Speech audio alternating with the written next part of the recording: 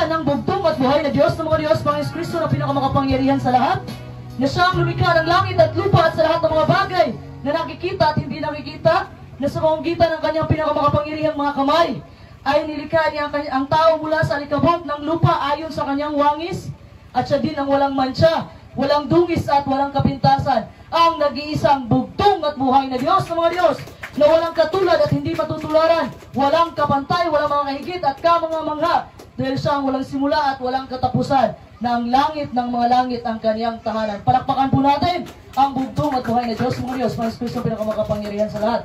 At palakpakan po natin ang mga banal na anghel ng bugtong at buhay na Diyos, na kasakasama natin sa loob ng 6 na araw hanggang ngayong oras na ito.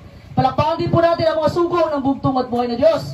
Walang iba ating mahal at kagalang-galang na Father Lahit at pagbabalik ng Espiritu at kapangyarihan. Walang iba ating mahal at kagalang-galang na Pastor Lahit. Palakpakan po natin mga kapatid.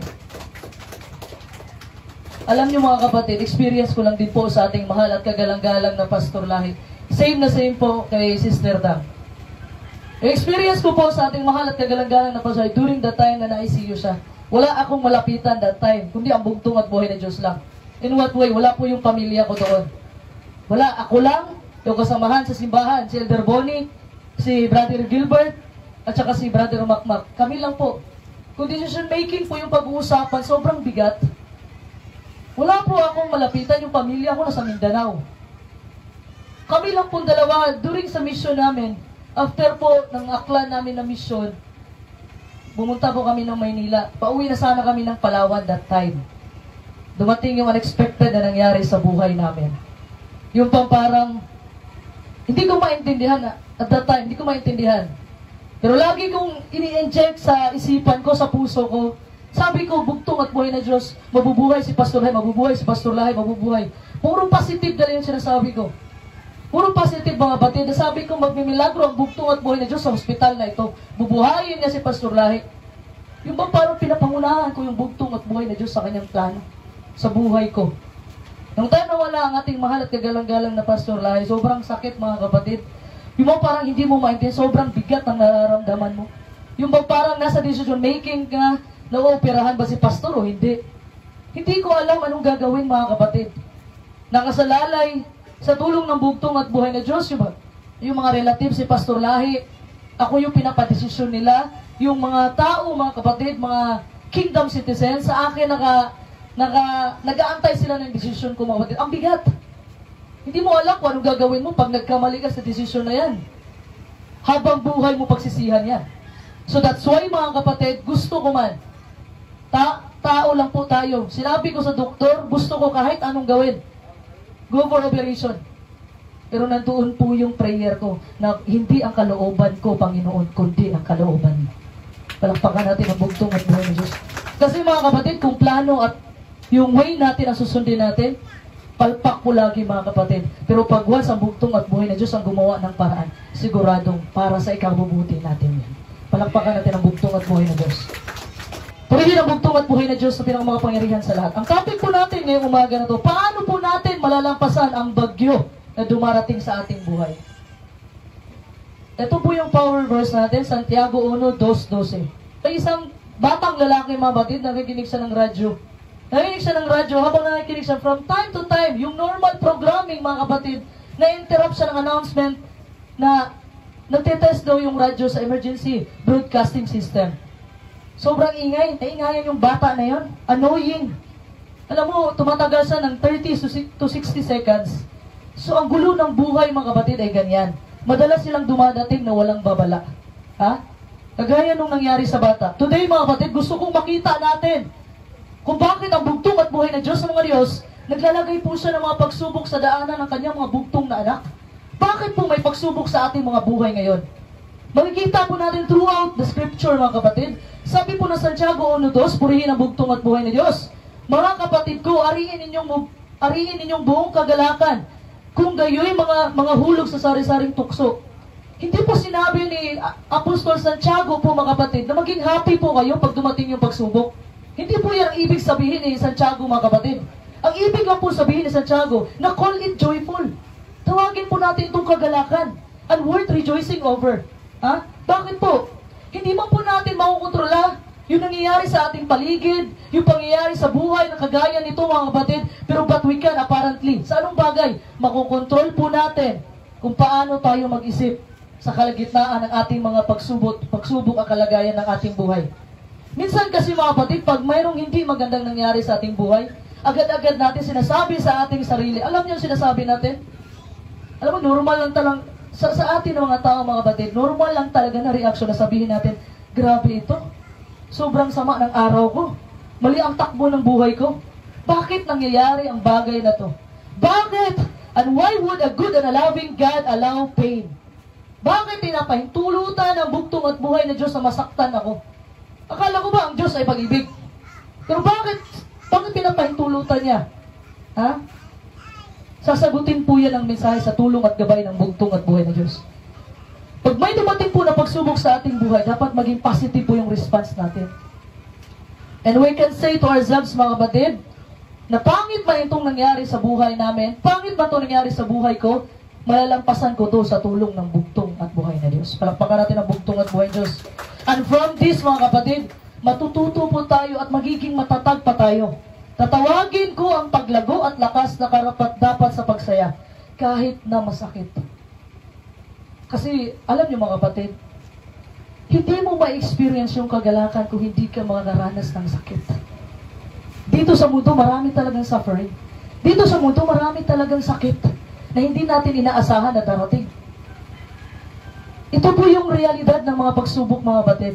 Hindi po sinasabi sa banal na kasulatan na kung nakatagpo ka ng mga pagsubok. But it talks instead about kung darating po ang mga pagsubok, hindi po natin maiiwasan ito. Darating at darating po. Pero isa lamang po ang pinangako ng bugtong at buhay na Diyos. Kung nasa pagsubok man kayo ngayon, tandaan nyo na ang bugtong at buhay na Diyos ay kakasama mo. Palakpakan natin ang bugtong at buhay na Diyos.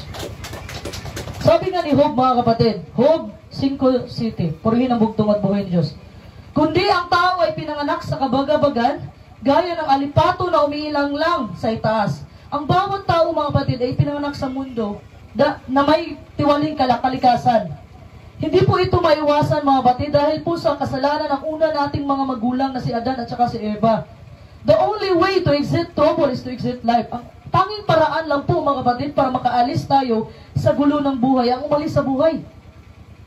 Sabi nga po ng Juan 16:33, purihin ang bugtong at buhay na Diyos. Sabi po, sa sanglibutan ay mayroon kayong kapighatian. Hindi po porket na naglilingkod tayo sa bugtong at buhay na Diyos, wala na tayong pagsubok. Wala pong ipinangako ang bugtong at buhay na Diyos na pag sumunod kayo sa akin, relax na lang ang buhay. Wala pong ipinangako ang bugtong at buhay na Diyos na pag once sumunod kayo sa akin, wala ng kamatayan. Ang sinabi pa po ng Juan 16:33, sa sanglibutan ay mayroon kayong kapighatian. So kung dumadaan po tayo ng matinding pagsubok right now, huwag po tayong magtaka, mga kapatid. Or kaka-exit mo lang, kakatapos ng isang pagsubok, may dumating na naman. Huwag po kayong masyak, mga kapatid. Kasi yun po ang sinabi sa Juan 16:33. Kasi po ang pagsubok, mga kapatid, ang Greek word po ng trial is leukemion. Ibig pong sabihin, marami siyang bitbit. Yung pagsubok ay mayroong trouble, mayroong kapighatian at mayroong paghihirap. Nanggagaling po yung mga pagsubok natin, mga kapatid, sa tinatawag natin na physical, emotional, and financial. So dahil hindi po natin maiwasan ang mga pagsubok, ano po ba ang dapat natin gawin sa mga pagsubok? Ito po yung tatlong reason, mga kapatid, na mga pagsubok sa ating buhay. God is very open, mga kapatid, kung bakit may mga pagsubok sa ating buhay. In fact, mga kapatid, sinabi niya dapat malaman mo na bakit may pagsubok sa inyong dinadaanan. Bakit po critical? Bakit critical para sa atin ang mga bugtong anak ng bugtong at buhay na Diyos na malaman po natin ang dahilan ng ating mga pagsubok? Bakit sobrang critical? Dahil nakasalalay po ang ating pananampalataya dito. Because, mga kapatid, if you are facing a trial and don't know what's going on, hindi mo alam, humaharap ka ng pagsubok at hindi mo alam, hindi mo maintindihan bakit nangyayari sa buhay mo ito. Crucial po ang pananampalataya natin sa bugtong at buhay na Diyos. Kung hindi po natin makukonek yung experience natin ngayon and to biblical data, mga kapatid, ang mangyayari pag once may pagsubok na di-discourage po tayo at nabibigatan. Sa halip, nasabi ni Santiago, consider it all joy. Ha? Nagagaling po yung kagalakan, mga kapatid, sa kalagitnaan po ng pagsubok. Sa anong paraan? When you realize, mga kapatid, na ang bugtong at buhay na Diyos ay may gagawin para sa iyo. Alam mo yung realization dito? Realization dito, mga kapatid, is yung key para ma-overcome po natin yung pagsubok. Depende po ang response natin sa trials ng pagsubok. Kung ang ine-inject ng ating kaaway na si Satan, na question God, i-question mo ang Panginoon, bakit nangyari sa iyo to? Nagiging negative na po yung response natin. Nagiging negative yung output. So, ibig sabihin, na instead, na halip na mas papalapit ka sa bugtong at buhay na Diyos, mas lalo kang lumalayo sa bugtong at buhay na Diyos. Kasi ito po yung way ni Satan. Ang way po ng bugtong at buhay na Diyos is yung mga pagsubok para mas lalo tayong lumapit sa Kanya. Ang way naman ni Satan, mga kapatid, gagamitin po niya ang pagsubok natin para mas lalo tayong lumalayo sa bugtong at buhay na Diyos. Ha? See, ang problema po dito, hindi po yung dumaraan po tayo sa pagsubok. Kundi ang problema po, mga kapatid, na kung dumaraan tayo sa mga pagsubok, hindi natin maiintindihan kung bakit at bakit sa iyo nangyari. Ang karunungan po tungkol sa layunin ng bugtong at buhay na Diyos sa ating buhay is very crucial. Alam niyo bakit, mga kapatid? Kasi kung ano yung nalalaman nyo, yun yung impact ng mararamdaman nyo. Alam mo, before, ayoko talaga magpa-check up eh. Alam niyo bakit ayoko magpa-check up? Ayoko malaman yung sakit ko. Kasi pag once alam ko na yung sakit ko, maging conscious yung health ko, magiging panig na ako sa health ko. Kasi ayoko magpa-check up. Sabi nila, mas konti yung nalalaman, mas konti yung sakit. Kasi magdedepende po yun, yung nalalaman natin sa impact. Ha? Sa impact ng ating mararamdaman. Kapag alam mo kung ano ang nais ng bugtong at buhay na Diyos na malaman mo, kung malalaman mo ang tungkol sa pagsubok, bakit po nangyayari ang mga pagsubok? Nasabihin mo sa bugtong at buhay, saglilingkod naman ako sa bugtong at buhay, nagsisimba naman ako ng araw ng Sabado. Pero bakit inalaw niya pa rin? Inalaw niya ang mga bagay na ito. Yun po yung iniiwan na question ni Satan sa atin. At during that time na si Pastor Lahi, mga kapatid, 3 days yun sa nasa ICU din. Hindi ko alam ang gagawin. Same, mga kapatid, wala akong ibang nilapitan kundi ang bugtong at buhay na Diyos lang. Yun lang ang way, mga kapatid, na malalampasan po natin ang lahat ng mga pagsubok sa ating buhay. Lumapit po tayo sa bugtong at buhay na Diyos. Kaya sa simula pa lang ng mga pagsubok, magpakatatag po tayong lahat. Palakpakan natin ang bugtong at buhay na Diyos. Ano yung una, mga kapatid, nga reason, bakit po sinusubukan tayo ng bugtong at buhay na Diyos? Una po ba, mga kapatid, to test our testimony. Para patunayan o subukan ang ating patutuo. The first thing God wants you to know, mga kapatid, ang unang bagay na gustong malaman ng bugtong at buhay, gusto malaman ng bugtong at buhay na Diyos, na malaman mo, ay nilalagay niya po yung pagsubok sa ating mga daanan para po matest yung pananampalataya natin. Para masubukan ang ating pananampalataya. Kung dumaraan ka sa hard times, nilalagay ka ng bugtong at buhay na Diyos ang pananampalataya mo sa isang witness stand. Alam mo, pag may kaso-kaso, may pupunta sa witness stand. Doon, napipressure. Ang daming tanong ng abogado. Doon ang nangyayari, mga kapatid. Nilalagay po ng bugtong at buhay na Diyos yung pananampalataya natin sa isang witness stand. Because nandoon yung pressure. Nandoon yung pressure, mga kapatid. Sabi nga, kapatid, untested faith is no better than untested love. Ano po ibig sabihin? Ang hindi nasusubok na pananampalataya ay hindi mas mabuti kaysa hindi nasubok na pag-ibig. Alam mo bakit? Anyone can say, I love you. Because kahit sino magsabi ng I love you, mga kapatid, may mga background ng magandang music, pero mapapatunayan po ang pag-ibig kapag may pagsubok na dumarating. Ha? Matetest po ang pag-ibig, mga kapatid, sa pamagitan ng pagsubok sa relasyon. Mag-aaway pero hindi maghiwalay. Yan po ang tunay na pag-ibig. In which, kung darating ang pagsubok, mapapagod man tayo, pero hindi tayo lalayo sa bugtong at buhay na Diyos. Palakpakan natin ang bugtong at buhay na Diyos. So kapag hinayaan po ng bugtong at buhay na Diyos na dumating sa atin ang mga pagsubok, ginagawa niya ito para sa isang tiyak na layunin. God has a purpose behind your suffering right now. May layunin ang bugtong at buhay na Diyos. May purpose ang bugtong at buhay na Diyos. Ang gusto lang ng bugtong at buhay na Diyos, mga kapatid, na malaman natin sa pamamagitan ng personal na karansan. Ang bugtong at buhay na Diyos na pumasok siya sa mundo ng kapighatian. At that time, bumaba po ang bugtong at buhay na Diyos, nagkatawang tao sa pinakamababang uri ng pamumuhay. Pamumuhay, mga kapatid. Isinurrender niya lahat ng divine privileges niya. Sobrang yaman ng bugtong at buhay na Diyos. Pero sinurrender niya para sa ating lahat. Sinampal, dinuraan, pinadyakan, ipinako sa krus. Pero gumanti ba ang bugtong at buhay na Diyos sa nagpapako sa Kanya?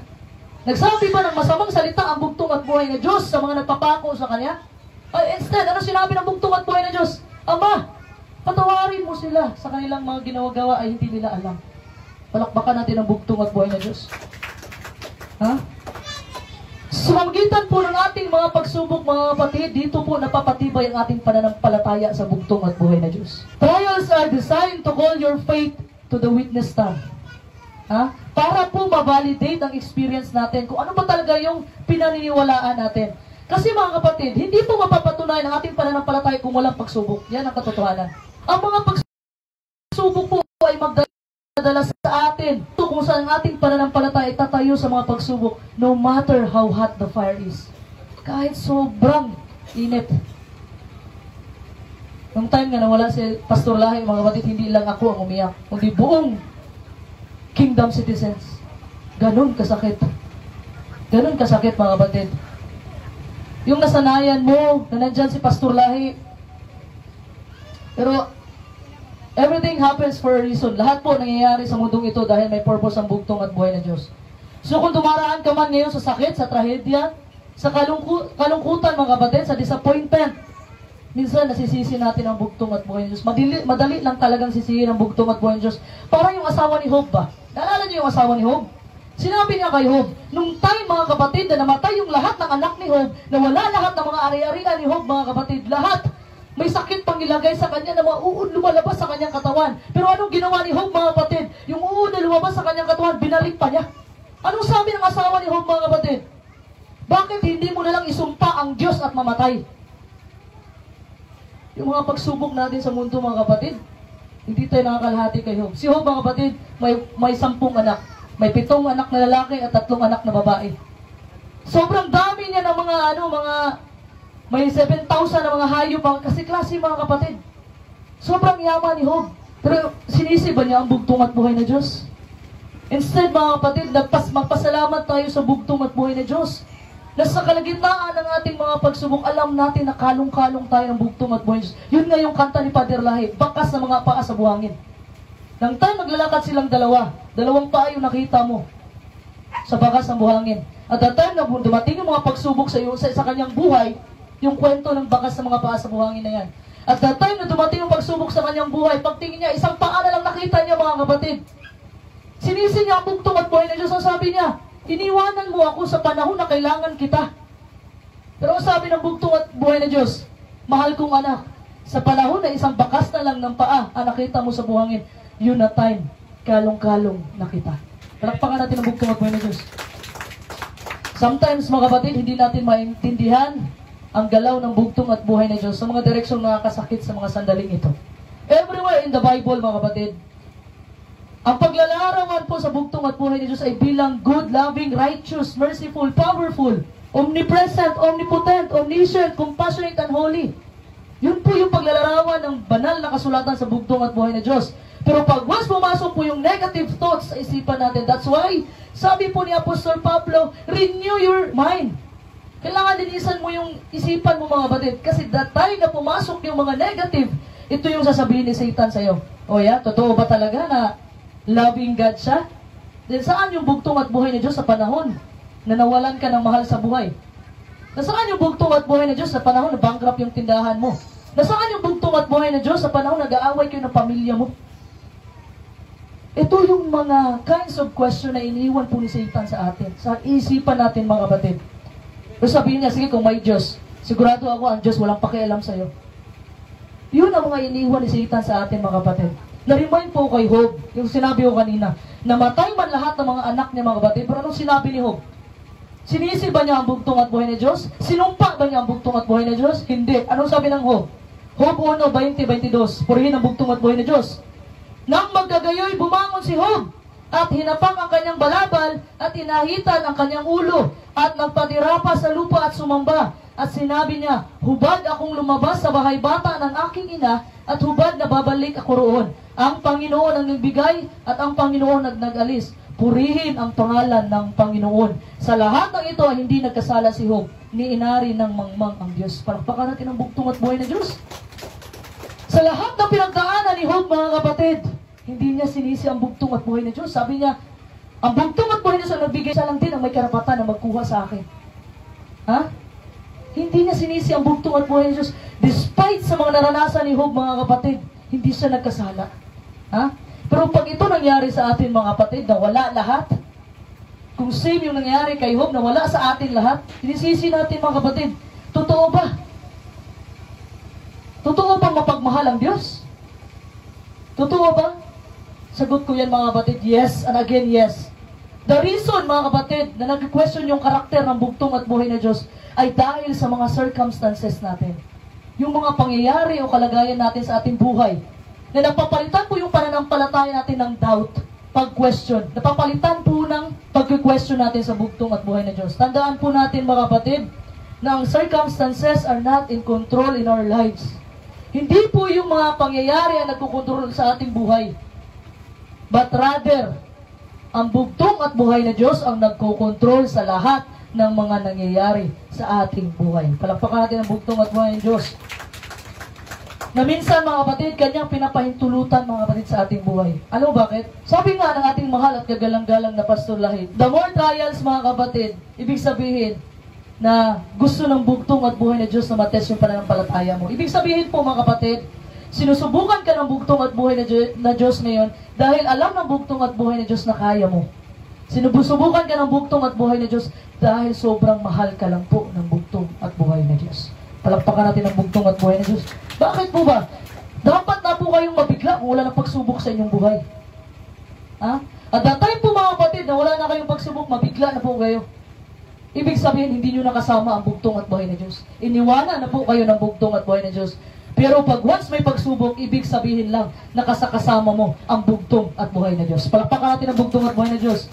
Ano po ang sabi ng 1 Pedro 1:6? Purihin ang bugtong at buhay na Diyos. Ito'y dapat ninyong ikagalak.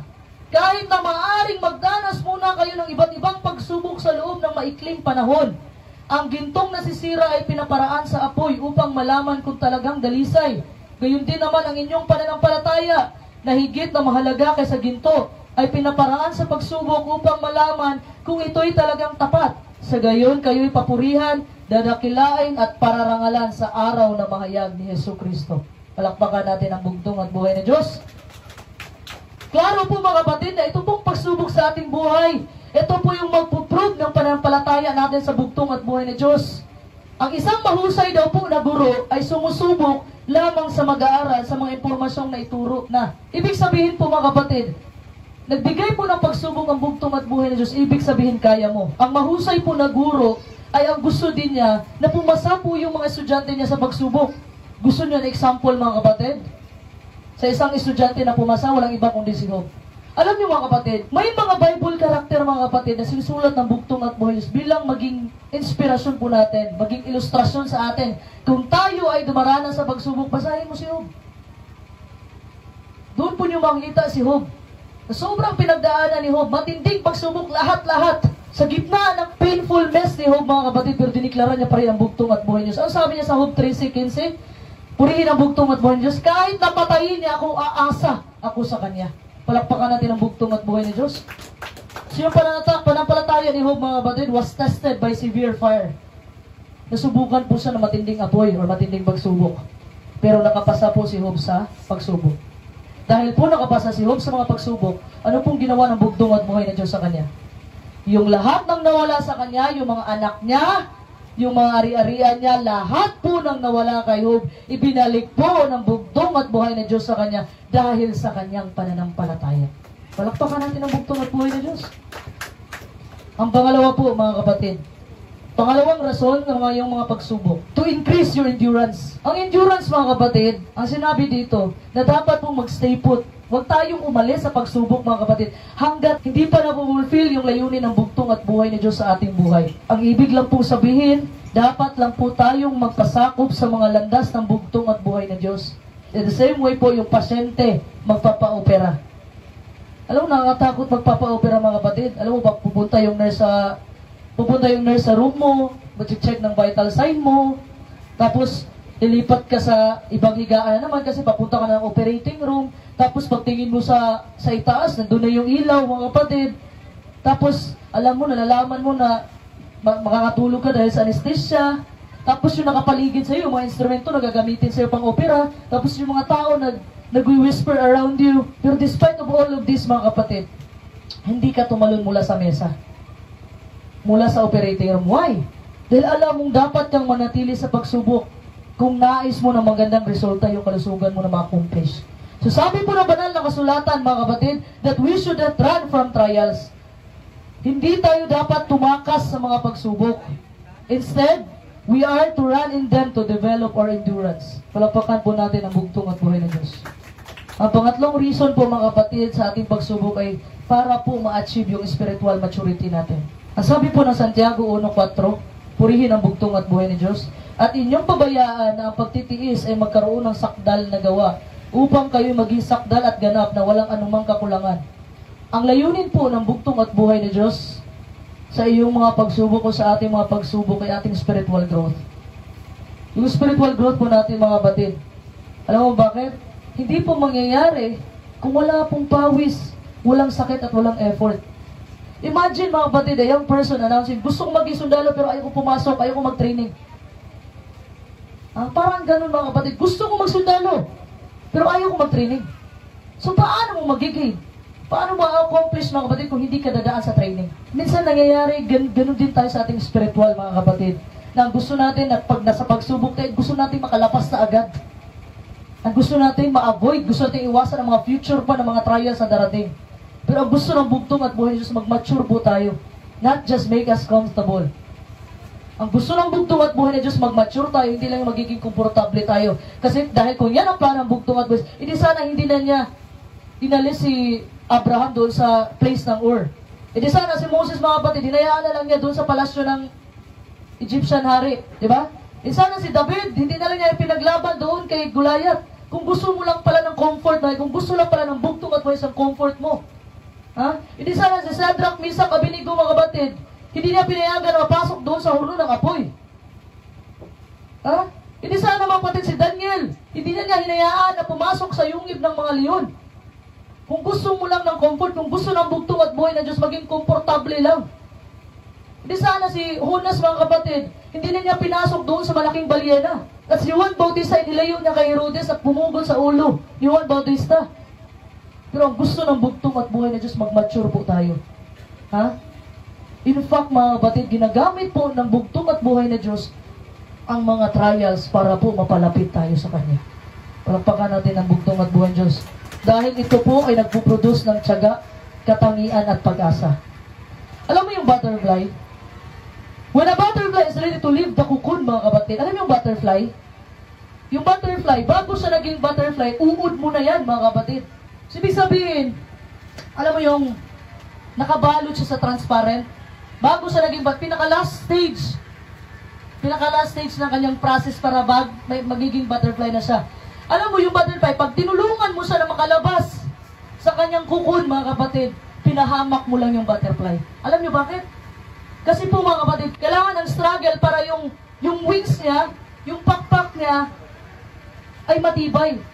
Kasi yung butterfly, mga kapatid, kung mapapansin nyo, so ginaganyan niya yung katawan niya, mga kapatid. Kung tutulungan mo yung butterfly, pinahamak niyo lang po yung butterfly. Kailangan po na dumaan ang butterfly ng ganun para ma-strengthen yung pakpak niya para siya makalipad. Mga kapatid, ang bugtong at buhay na Diyos po, sobrang bait po niya at sobrang matalino ng bugtong at buhay na Diyos. Pinapayagan po niyang mag-remain tayo sa spiritual maturity. Hinayaan po niya na maging spiritually immature tayo. Pag hindi natin nagustuhan yung ginagawa ng bugtong at buhay ng Diyos sa atin, sinisisi natin ang bugtong at buhay ng Diyos. Biniblame natin ang bugtong at buhay ng Diyos. Nagdedemand tayo kung anong gusto natin. Pero nung sabi ng Roma 8:29, purihin ang bugtong at buhay ng Diyos. Ano bang goal ng bugtong at buhay ng Diyos? Become conformed to the image of His Son. Gusto ng bugtong at buhay ng Diyos maging katulad tayo sa Kanya. Gusto ng bugtong at buhay ng Diyos. Alam mo yung sa biblical times, yung goldsmith po, mga kapatid, yung gumagawa ng gold noong unang panahon. Tinitest nila yung gold, mga kapatid, pinupurify nila, nire-refine nila. Hanggat hindi nakikita ng goldsmith yung mukha niya sa gold, inulit niya i-purify hanggang sa makita niya yung mukha niya sa gold. So ganun po ang bugtong at buhay ng Diyos, mga kapatid. Tinetest po tayo ng bugtong at buhay ni Diyos hanggang makita po ng bugtong at buhay ni Diyos yung sarili niya sa atin. Palakpakan natin ang bugtong at buhay ni Diyos.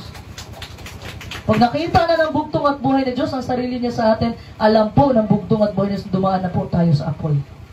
Apoy means pagsubok. Alam ko po na yung circumstances, yung kalagayan natin ngayon, nahihirap at tayo panandalian. Pero nasa scope po siya ng bugtong at buhay ni Diyos.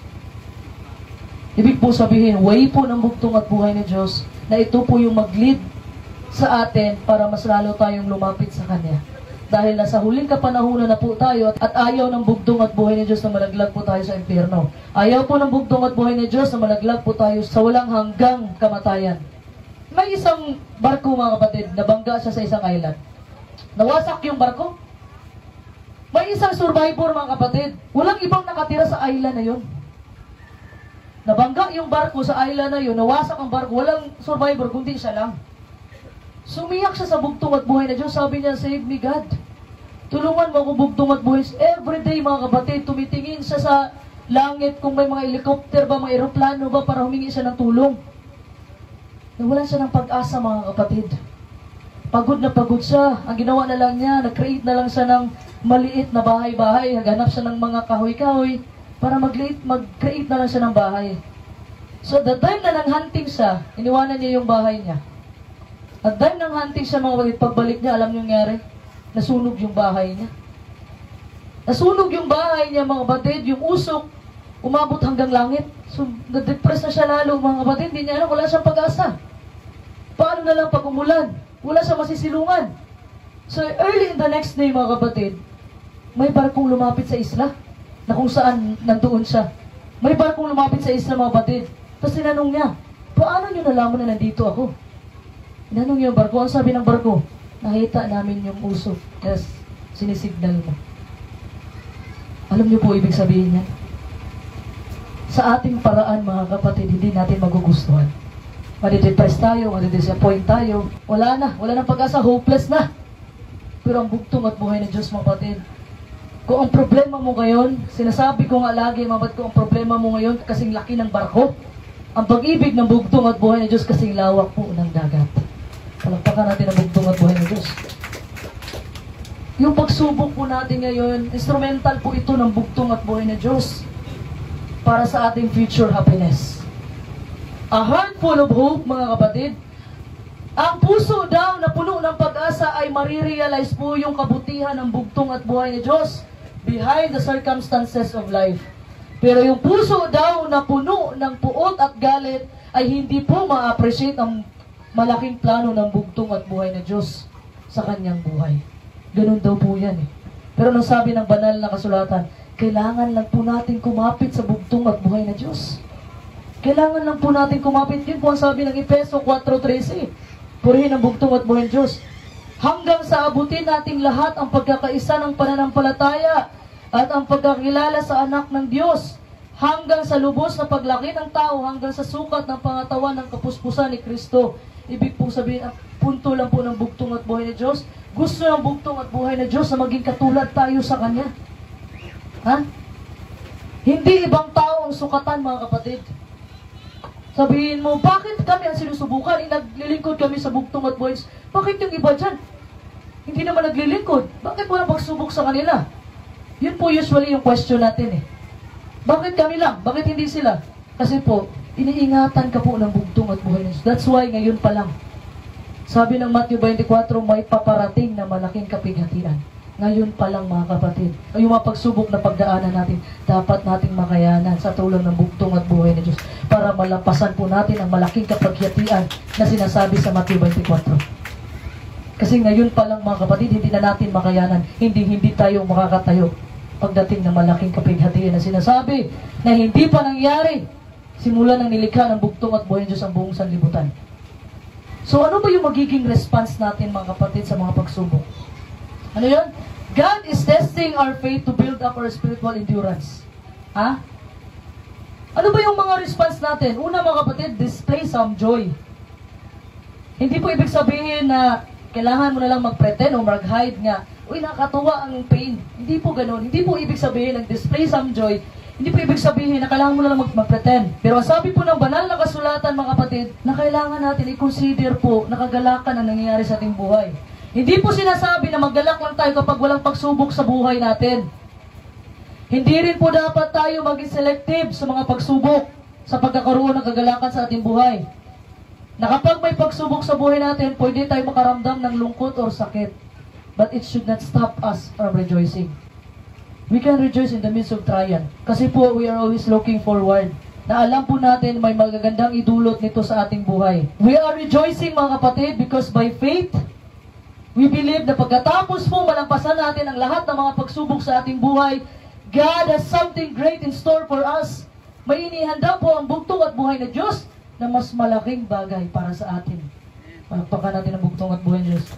Sabi nga ng bugtong at buhay na Diyos, everything works together for good. Lahat daw po ay para sa ikabubuti natin sa lahat ng nagmamahal sa bugtong at buhay na Diyos. In fact, mga kapatid, yung trials, come and go lang yan sa buhay natin. Lilipas din yan. Kung nakikita natin ating sarili, mga kapatid, na sa mahirap na sitwasyon ngayon, diyan po pumapasok ang ating kaaway na si Satan. At magbibigay sana kung ano-anong idea, haka-haka, isipan hanggang sa mabalisa na tayo, nag-aalala tayo. So rather than complaining, mga kapatid, sabihin po natin sa sarili natin, I'm going to praise you, Lord, in this situation. Kagaya po ni Job, mga kapatid. Alam ko, mga kapatid, masabi natin, si Job man yun. Kaya nga po, mga kapatid, kung nakaya ni Job, na lahat ng nawala sa kanya, nakaya niya, may sakit, binigyan pa siya ng sakit. Makakayanan din natin, mga kapatid, dahil tayo po ay mga bugtong na anak ng bugtong at buhay ng Diyos. Your attitude determines your action. Kung ano daw po yung ugali nyo, magdidetermine na po to sa gagawin nyo. Kung nasa kalagitnaan po tayo ng pagsubok, huwag nyo hayaan na diktahan po tayo ng emosyon natin. Kagaya po na isang truck driver na hindi po niya hinahayaan na yung cargo niya ang magdidikta ng ride niya. Huwag po nating hayaan, mga kapatid, na yung emosyon natin magdidictate sa ating actions. Kasi kung yung cargo ay yung mga kapatid na magdidikta sa ride ng driver, ang mangyayari, mga kapatid, atras abante yung sasakyan. So marami sa atin, mga kapatid, kagaya ng truck driver na yun, mga kapatid, na minsan atras abante ang pananampalataya natin sa bugtong at buhay na Diyos. Atras abante. Pag may mga kagalakan, abante. Pag may problema, atras. Yun po yung nangyayari sa atin, mga kapatid. Yun po parang na-appreciate mo ang bugtong at buhay ni Diyos pag mayroong mga magagandang nangyari sa buhay mo. Pero pag mayroong hindi magandang nangyari, ang nangyari naman, sinisisi po natin ang bugtong at buhay na Diyos. Alam mo, naiintindihan po ng bugtong at buhay na Diyos niya. Kasi yun po yung sinful nature ng tao. Kahit na po na ganun ang ating naging reaction, mga kapatid, sa mga pagsubok natin, mahal at minahal pa rin tayo ng bugtong at buhay na Diyos. Palakpakan natin ng bugtong at buhay na Diyos. Alam mo, bakit importante na magalak po tayo sa mga pagsubok? Dahil kung hindi, mga kapatid, yung root of bitterness, yung ugat po ng pait, doon sa Hebrew 12:15, maaring sumibol at masira ang iyong paglakad kasama ang bugtong at buhay na Diyos. Okay lang, mga kapatid, na maintindihan po ng bugtong at buhay na Diyos na dumadaan po tayo sa panghihina. Sabi nga ating mahal at kagalang-galang na Pastor Lahi, it doesn't matter how many times you fall. Hindi po importante ilang beses po kayong nadapa. Hindi po importante yan. Importante po, mga kapatid, ilang beses po kayong bumangon at patuloy sa inyong pananampalataya. Palakpakan ng bugtong at buhay na Diyos. Ginagamit po ng bugtong at buhay na Diyos ang ating mga pagsubok para magkaroon tayo ng kagalakan. Gusto ng bugtong at buhay na Diyos maging katulad tayo sa Kanya. So for the meantime, maging joyful po tayo, mga kapatid. Ano po yung pangalawang response natin sa pagsubok? Ask for wisdom. Humingi ka po ng karunungan sa bugtong at buhay na Diyos. Tanungin mo, paano ko ba malalampasan ang pagsubok? Humingi ka po ng karunungan. Sabi nga na Santiago 1:5, purihin ang bugtong at buhay na Diyos. Ngunit kung nagkukulang ng karunungan ang sinuman sa inyo, ay humingi sa Diyos na nagbibigay ng sagana sa lahat at hindi nanunumbat, at ito'y ibibigay sa Kanya. Palakpakan natin ang bugtong at buhay na Diyos. Hingin po natin sa bugtong at buhay na Diyos. Paano ko ba malalampasan ang pagsubok sa buhay ko ngayon? Yun po ang hingin natin. Dahil ang bugtong at buhay na Diyos, ikaw humingi at ikaw ay pagbibigyan. Pero sabi po ng Santiago 1:6, mga kapatid, purihin ang bugtong at buhay na Diyos, Ngunit humingi siyang may pananampalataya na wala anumang pag-aalinlangan. Sabagkat yaong nag-aalinlangan ay katulad ng isang alo ng dagat na itinutulak ng hangin at ipinapadpad sa kabila. Sapagkat huwag isipin ng taong iyon na siya'y tatanggap ng anumang bagay sa Panginoon. Pag humingi daw tayo mga kapatid ng karunungan, manalangin po tayo sa bugtong at buhay ng Diyos, huwag po yung nagdadalawang isip tayo. Alam niyo bakit? At the time nagdadalawang isip po tayo mga kapatid, ang bugtong at buhay na Diyos magdadalawang isip din na ibigay sa iyo panalangin mo. Ang gusto ng bugtong at buhay na Diyos, 100% faith. Manalangin ng may pananampalataya. Hindi sinabi doon na 50% lang. Hindi sinabing 70. Buong pananampalataya ang bugtong at buhay na Diyos. Dapat buo. Kasi pag once nanalangin tayo, yung pananampalataya natin magsasabi, yes, kiniklaim ko na matatanggap ko yung panalangin ko. Pero yung mga unbeliever, mga kapatid, yung hindi masyadong ganun ang pananampalataya sa bugtong at buhay na sabi no. Pero yung mga nagdadalawang isip, yung mga double-minded mga kapatid, sinasabi yes and no at the same time. Ibig sabihin mga kapatid, yung double-minded na mga bugtong na anak ng bugtong at buhay na Diyos, minsan sinasabi natin, gusto ko sa ating paraan. At minsan din gusto ko yung paraan ng bugtong at buhay na Diyos. Anong sagot ng bugtong at buhay na Diyos sa mga taong nagdadalawang isip na manalangin? Don't expect anything from me. Kaya minsan mga kapatid, mabibigla tayo, bakit hindi kaya sinasagot ng bugtong at buhay na Diyos yung panalangin ko? Minsan napapatanong tayo, ang tagal ko nang hiningi ito pero hindi ako sinasagot kasi po may pagdadalawang isip yung panalangin niyo. Manalangin po kayo ng buong-buong pananampalataya sa bugtong at buhay na Diyos. Kahit mga kapatid, kung kalahati lang mga kapatid, huwag kang mag-expect na kahit ano sa bugtong at buhay na Diyos. Ang worst pa niyan, wala kang matatanggap na sagot galing sa bugtong at buhay na Diyos. Ang sabi nga ng ating mahal at gagalang-galang na pastor ay, claim it! Pag nanalangin po tayo, i-claim na natin, natanggap na natin yung panalangin natin. Palakpakan natin ang bugtong at buhay na Diyos. Huwag din tayo puro hingi sa bugtong at buhay na Diyos. Marunong din po tayo magpasalamat. Marunong po tayo magpasalamat. Hindi lang yung magpasalamat lang tayo na may magandang naidulot sa ating buhay. At the time na dumating yung mga trials, wala na. Hindi ka nalalapit sa bugtong at buhay na Diyos. Pangatlo mga kapatid, ano po yung response natin sa pagsubok? Give God praise. Bigyan po natin ng karangalan ng bugtong at buhay na Diyos. Madalas po, mga kapatid, ang pinakamahirap magsabi ng pasasalamat sa isang mahirap na sitwasyon. Totoo po yan.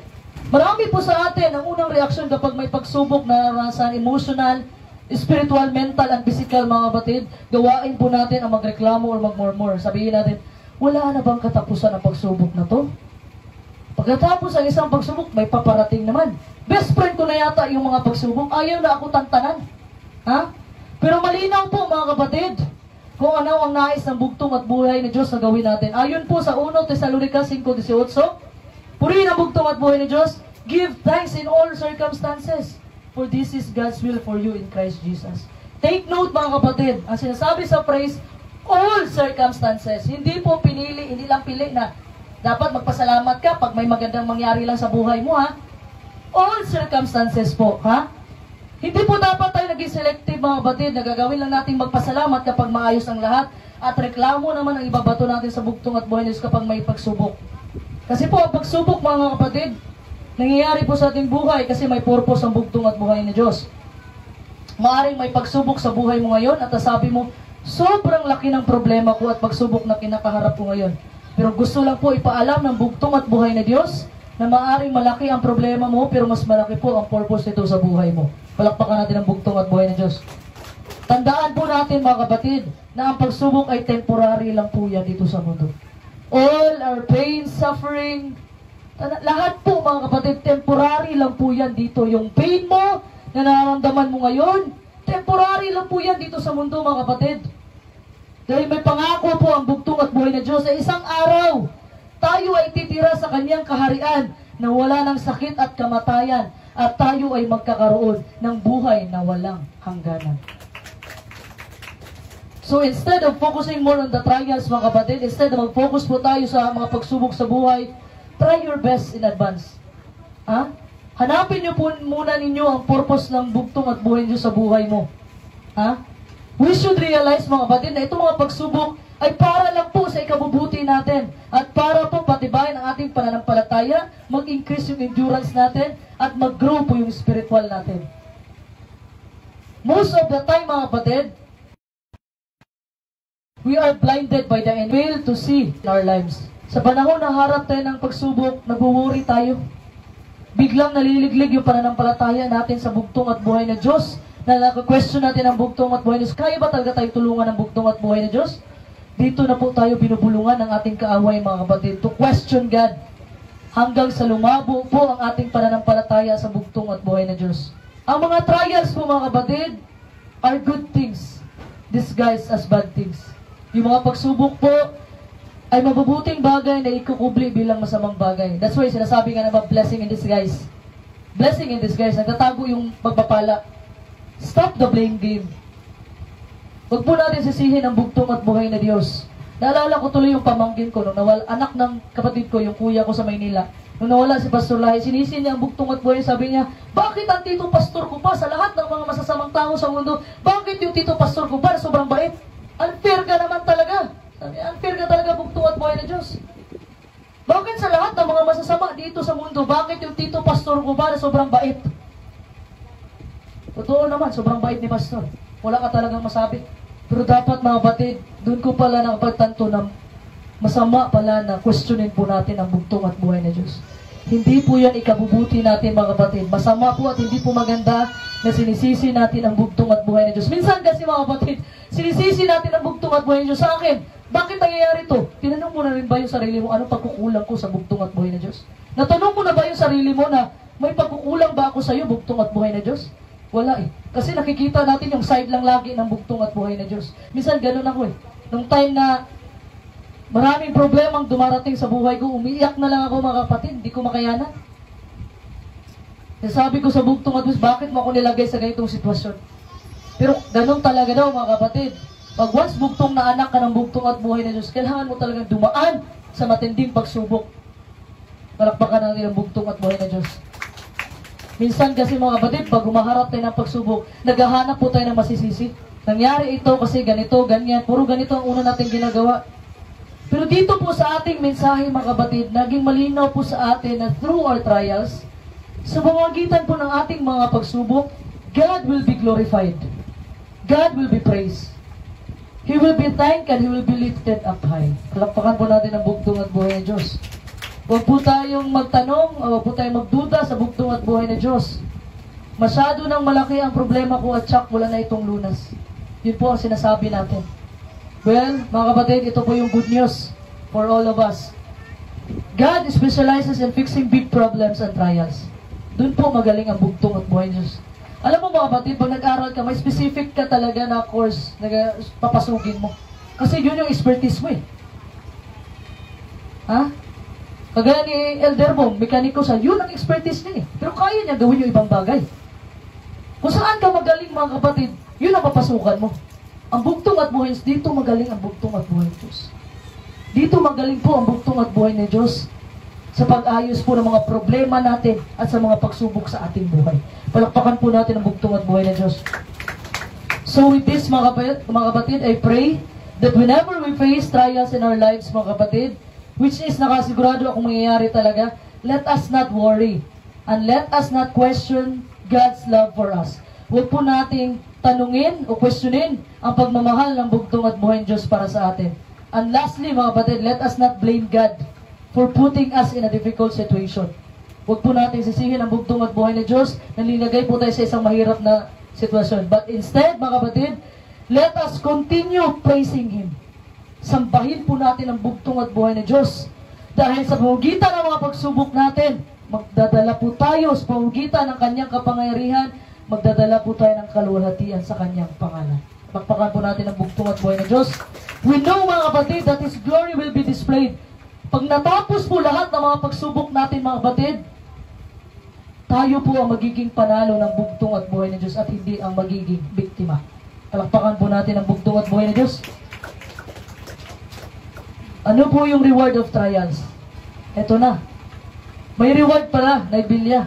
Pag nalampasan mo lahat ng mga pagsubok dito sa mundo, may reward. Ito si Sister Dam, sure na tayong ligtas to. Ang problema natin ngayon, ang tayo na naman. Tayo na naman. Kasi na, bago siya nawala, mga kapatid, bago po siya pinatulog lang po ang turn natin dyan. Kasi pagdating po ng bugtong at buhay na Diyos, bubuhayin po ulit, si Sister Dang at makakasama po natin sa nalilipad po tayo sa alapaap. Kaya lang po yan mga kapatid. Tayo mga kapatid na tayo, buhay pa sa mundong ito, si Sister Dang, hindi na niya mararanasan yung malaking kapighatian, yung gera, at ano ba, yun yung advantage mga kapatid. Yun yung advantage. Yun yung magandang balita dyan. Ha? Ngayon mga kapatid, temporary pain na yung naramdaman natin. Pero isipin po natin yung sobrang haba ng perspective ng bugtong at buhay na Diyos. Bless po si Sister Dang. Kasi nakilala niya po ang bugtong at buhay na Diyos. At tatagpuan niya ang kaharian. At that time na dumating yung gera, dumating yung malaking kapighatian, dumating yung pag-uusig mga kapatid, saved na po si Sister Dang. Tayo na naman ngayon ang magproblema mga kapatid. Kakayanin ba natin lahat ng mga pagsubok? Kakayanin ba natin ang paparating ng mga pagsubok mga kapatid? Simple lang po ang sagot ng bugtong at buhay na Diyos. Sabi niya, sasamahan po tayo ng bugtong at buhay Diyos hanggang sa katapusan ng panahon. So ano po yung reward ng trial mga kapatid? After all the trials mga kapatid, alam nyo, pag nagtatrabaho po kayo mga kapatid, di ba sarap sa feeling ewan ko, 15:30, yung nagtrabaho ko sa Maynila, yung sahod ko 15:30. Alam mo, grabe yung trabaho mo sa loob ng 15 days, wala akong Sabado eh. Kasi bago po ako pumunta ng Maynila, pagka-graduate ko, bago ako pumunta ng Maynila, kinausap po ako ng ating mahal kagalang-galang na pastor. Ay sabi niya, kahit nasa Maynila ka na, Che, hindi pa kami nung time na yun eh. Huwag mong kalimutan yung araw ng Sabado at yung pagbibigay ng ikapo. Ay, ano talaga, naibilya, tinatak ko talaga siya sa isipan ko, sa puso ko. Maraming opportunity, malalaking kumpanya, mga Multimix, yung may-ari ng yung mga Domex, yung mga international product na nag-offer sa akin. Nag-offer talaga. Kasi quality assurance yung binibigay na trabaho sa akin. So nag-offer sila. Una kong tinatanong, bago humapa pa yung interview, may Sabado ba? Of course, may Sabado yan kasi planta or factory. Mas, simple lang mga kapatid, kailangan mo lang manindigan sa bugtong at buhay na Diyos. At ang bugtong at buhay na Diyos, maninindigan siya para sa iyo. Palakpakan natin ang bugtong at buhay na Diyos. Totoo yan mga kapatid. Alam mo, sa isang buwan na paghahanap ko ng trabaho, sa isang buwan na naibilya, umiyak na ako. Kasi wala talaga eh. Hindi, maraming opportunity ng mga trabaho, pero hindi ako makapasok dahil may Sabado. Ibig sabi ng bugtong at buhay sa Exodo 28, so remember the Sabbath day to keep it holy. So yun talaga ang tinandaan ko nung nagsabi si Pastor Lahi sa akin. So maraming opportunity, mga cadet engineer, binibigay sa akin. Ha? Pero una kong tinatanong, may Sabado ba? Mayroong Sabado. Wala na. Binigyan na ako ng requirements. Ito, kumuha ka na. Late ko na tanong, may Sabado ba? Mayroong Sabado. Ha? Marami na. More than 10 companies yung na-applyan ko. Pero may inilaan ang bugtong at buhay na Diyos na trabaho para sa akin. Palakpakan natin ang bugtong at buhay na Diyos. Yun na yung naging first company ko at saka na yung nagiging last company ko. 4 years po ako nagtrabaho doon bago ako nag-full-time sa ministry sa tulong ng bugtong at buhay na Diyos. Alam nyo bakit? Dati na wala pa ako, may Sabado sila. Pero nung time na pinakita ko yung pananampalataya ko sa tulong ng bugtong at buhay na Diyos, lahat po sila ay sumabay din na walang trabaho sa araw ng Sabado. Palakpakan ang bugtong at buhay na Diyos. Ganun po, kailangan po maindigan. So after 15 days mga kapatid, may sweldo na. Sarap sa pakiramdam, kahit pambayad lang ng bills. Sarap sa pakiramdam mga kapatid. Alam mo yung nag-aaral ka, gusto mo na magtrabaho kaya para magkapera ka, pero expectation versus reality talaga. Kasi pag may trabaho ka na, ang daming bayarin pala. Kurente, tubig, bahay. Walang matitira pa rin mga kapatid. So nangyari, after ng mga pagsubok mga kapatid dito sa atin, may reward pala ang bugtong at buhay na Diyos. May reward po siya. Ano po sabi ng Santiago 1:12? Purihin ang bugtong at buhay na Diyos. Mapalad ang taong nagtitiis ng tukso, sapagkat pagkasubok sa kanya, siya'y tatanggap ng putong ng bahay na ipinangako ng Panginoon sa mga nagsisiibig sa kanya. Palakpakan po natin ang bugtong at buhay na Diyos. Blessed is the man who perseveres under trial. Ibig po sabihin, crown of life. Yung crown of life po, mga kapatid, na ibig sabihin, ito yung picture of eternal life. Imagine yung mga kapatid, pagdating mo after all the tribulations, after all the trials, after all the pain, naranasan mo dito sa mundo mga kapatid. Pag nakarating ka na sa finish line mga kapatid, nandun ka na sa finish line, sasalubungin ka po ng bugtong at buhay ni Diyos. At sasabihin sa'yo ng bugtong at Diyos, well done, good and faithful servant. Palakpakan natin ang bugtong at buhay ng Diyos. At hindi lang po yan mga kapatid. Sasalubungin po tayo ng bugtong at buhay ng Diyos na may bitbit na korona, na may kasamang karangalan, pagpapala at buhay na walang hangganan. Palakpakan po natin ang bugtong at buhay ng Diyos. Ito, kailangan talaga ng pawis mga kapatid. Alam mo, pag tumakbo ka, hindi pwedeng hindi ka pawisan. Nasa finish line, malapit na po tayo sa finish line mga kapatid. Malapit na. Konting-konti na lang ang panahon na binigay ng bugtong at buhay. Konting-konti na lang, magkakaproblema na ang China at Pilipinas. Konti na lang. Pero sabi nga sa Revelation 7, huwag muna. Dahil hindi pa lahat na mamarkahan ang mga bayan ng Diyos. Palakpakan natin ang bugtong at buhay ng Diyos. Kung natapos na po lahat ng mga pagsubok natin at natututo na po tayo, then God's approval comes. Ibig pong sabihin, sa mundo maraming kapigatian. Sa mundo maraming pagdurusa. Sa mundo maraming pagsubok. Ang gusto ng magpakatatag. Na dapat po mga kapatid, kung may mga pagsubok sa ating buhay, na instead po na isipin natin na mapalayo tayo sa bugtong at buhay na Diyos, mas lalo pa po tayo dapat lumapit sa bugtong at buhay na Diyos. Palakpakan po natin ang bugtong at buhay na Diyos. Magsitayo po tayong lahat mga kapatid. Makipag-usap po kayo sa bugtong at buhay na Diyos habang kinakanta ni Sister Maria, ang dahil sa iyo, Lord.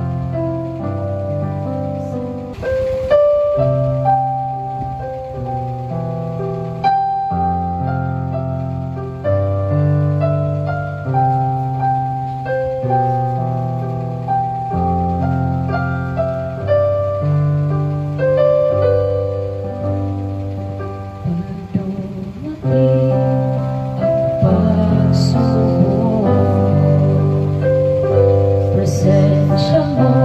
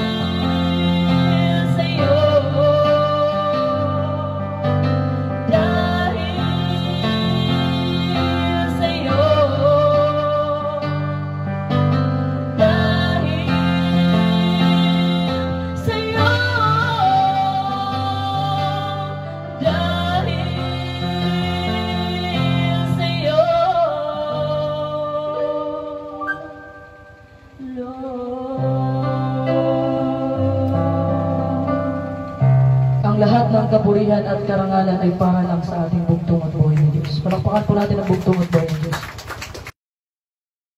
Lahat ng kapurihan at karangalan ay para sa nag-iisang bugtong at buhay na Diyos ng mga Diyos, Panginoong Hesukristo, Yeshua Yahweh, na pinakamakapangyarihan sa lahat. Shalom Aleichem.